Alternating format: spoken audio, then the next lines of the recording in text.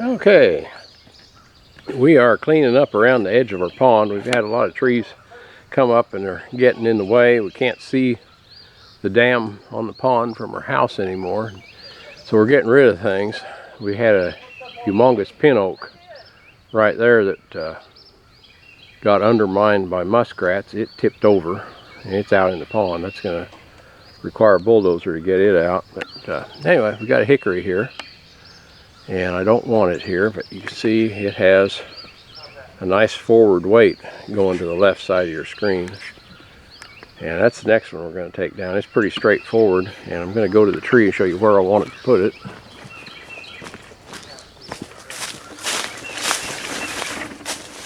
And standing right here by the tree, I want to lay it right between that white oak and that eastern red cedar.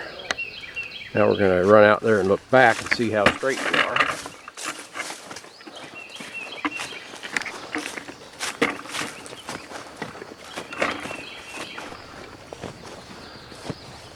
And so we come out here between our, look back at the tree, wanting to put her right here.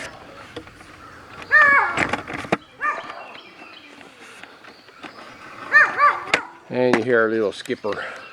That's Skipper. Hey Skipper, that's good. That's a good dog.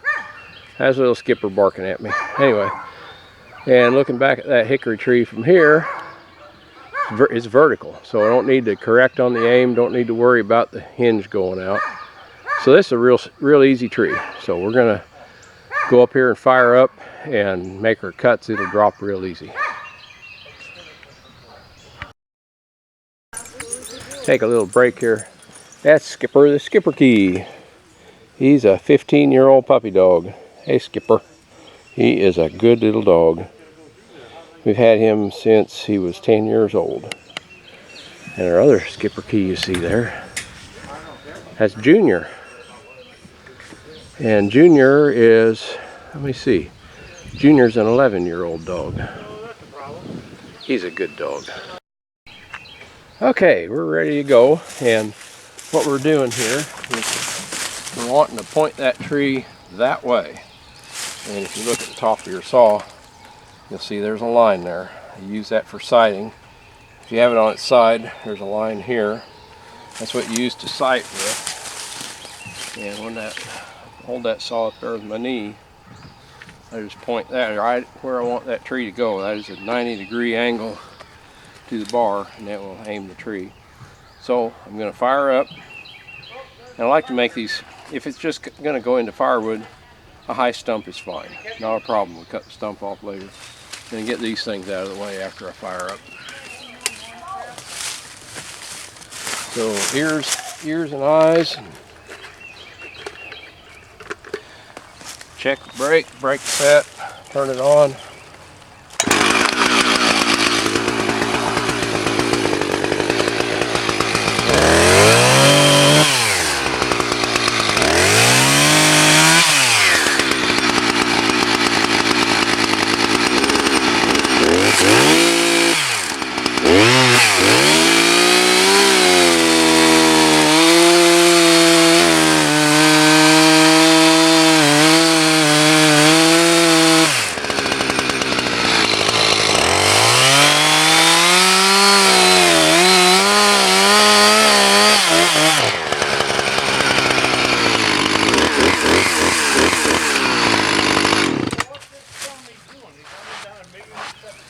Okay, when you're doing this, you want your hinge length to be about 80% of your diameter at breast height.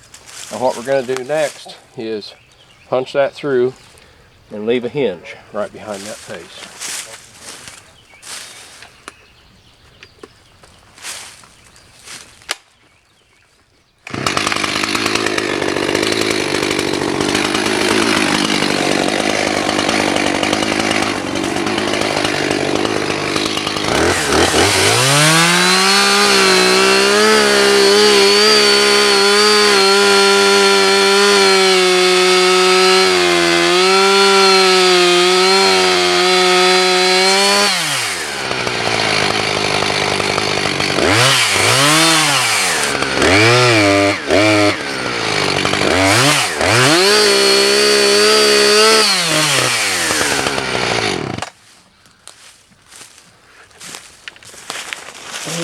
Now, you can see what we did. We punched that through and we angled away from that face just for insurance. Now, when you're cutting with the top side of the bar toward that hinge, that saw wants to cut toward the hinge. So I like to angle it away just for safety's sake. If you're not paying attention, you'll get into your hinge. And then after you punch through, you hook your dogs in on the far side, look around it and let it rotate. Rotate up and get your hinge about right. We've got about an inch hinge. This is about a 10-inch tree, so we've got 10% of the diameter in the hinge. So the neat thing about doing trees with the bore cut and open face is it will stand here. I can, the tree doesn't go into motion until I cut that back strap. And that is what we're going to do now. Since it has forward weight, I'm going to fire it up and I'll just cut straight out the back. And then I'm going to move away from the tree so I'm away from the stump when it gets down to the ground.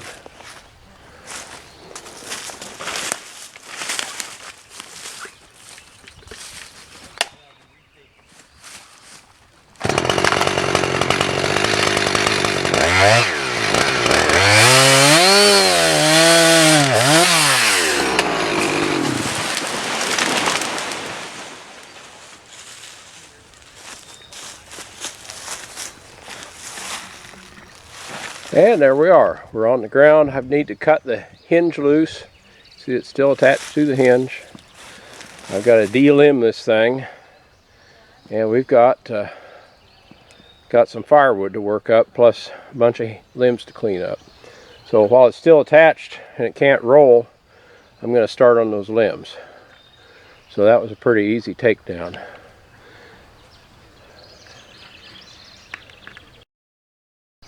And looking at it from the side, you can see how those limbs prop it up off the ground. You have to be mindful of that as you're cutting those limbs.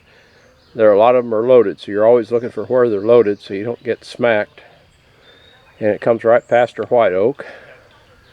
And I'm going to move around here and see how we did on aiming.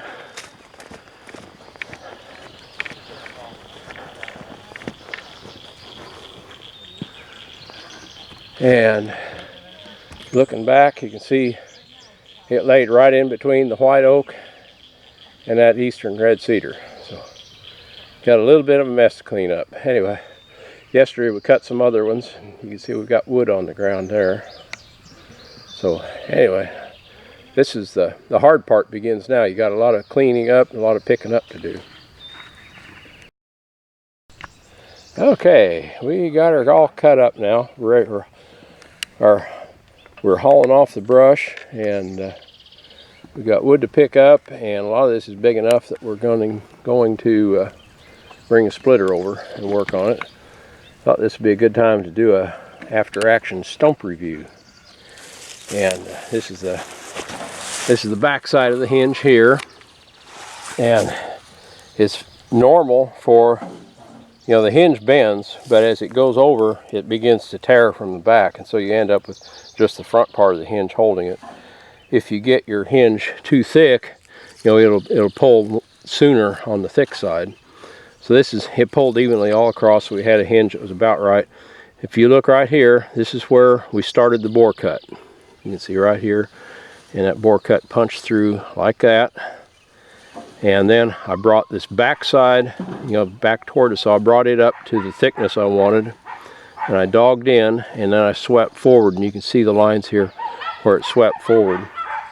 And then after we had that all set up, then we cut out the back. And you can tell a lot about how well you're cutting by looking at the stump. I like to see that even pull all the way across. It tells me I had a hinge that was working well, and it's still together on the front. It's nice because when that holds on the stump like that, you can work on the top end without the tree rolling over on you. It can still fall on you if you cut it wrong, but it's not going to roll on you, and rolling can be really dangerous. So anyway, that went well, and we've got some splitting to do now.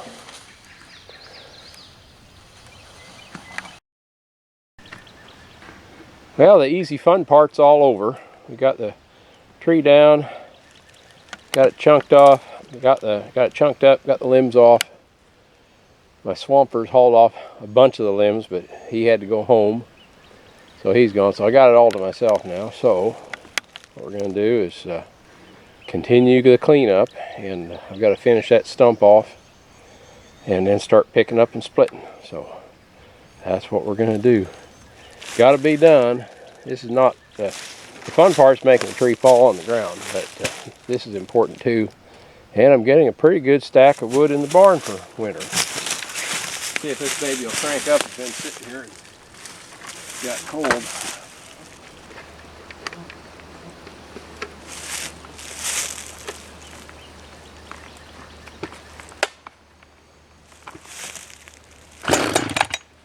There she fired.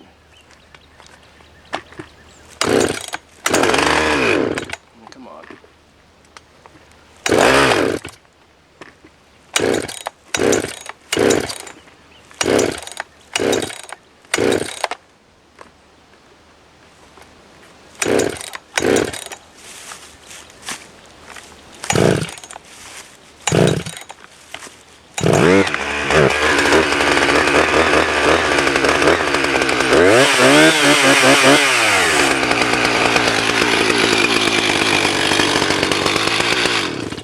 And what happened there was it flooded.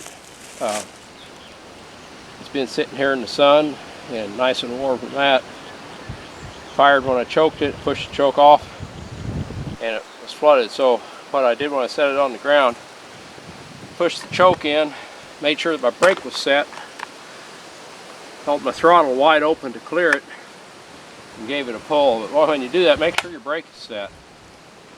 If you don't have that brake set, you're pulling on it with the throttle wide open, you could get hurt. So that's how I clear them. You know, set the brake, hold the throttle open, and give her a pull. You'll clear that flood out real quick. Come on, turn it on. That helps.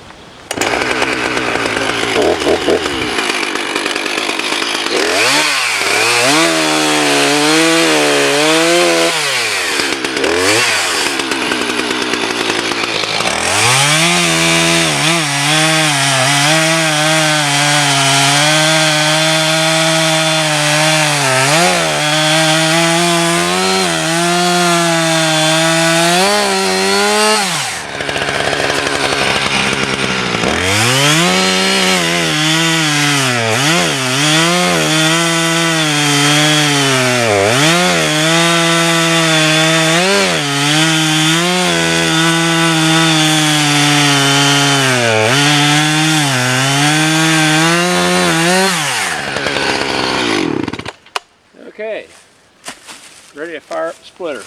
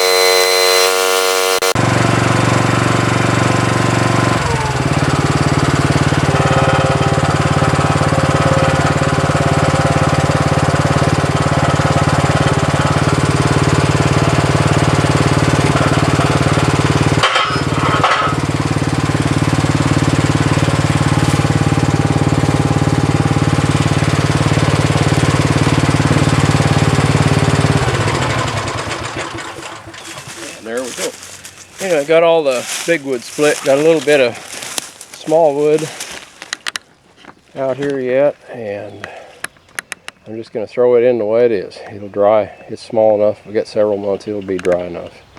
They're already small enough.